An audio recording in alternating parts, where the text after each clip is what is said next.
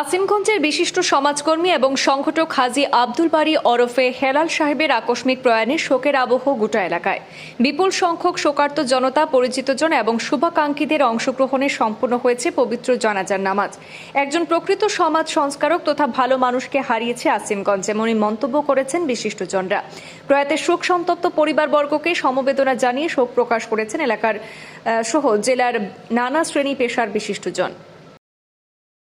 আসিমগঞ্জ সাতখড়ি নিবাসী Kanaibazar Azimganj gate merchant অ্যাসোসিয়েশনের প্রতিষ্ঠাতা সম্পাদক, হানিফাবাদ উন্নয়ন পরিষদের প্রতিষ্ঠাতা সম্পাদক এবং AIUDF এর জেলা কমিটির কার্যকারী সভাপতি হাজী আব্দুল বারী বেশ কিছুদিন ধরে মারণব্যাধি ক্যান্সারে ভুগছিলেন।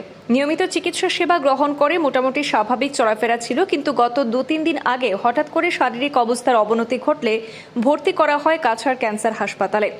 আজ সকাল 8:30টায় সেখানে চিকিৎসাধীন অবস্থায় জীবন যুদ্ধ শেষ হয়ে যায় বিশিষ্ট সমাজকর্মী হাজী আব্দুল বারী হেলালের।